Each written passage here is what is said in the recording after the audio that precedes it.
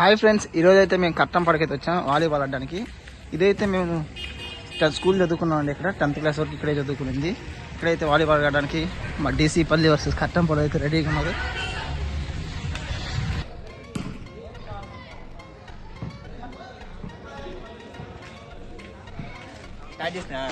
చూడండి ఫ్రెండ్స్, ఇదే మా టీము.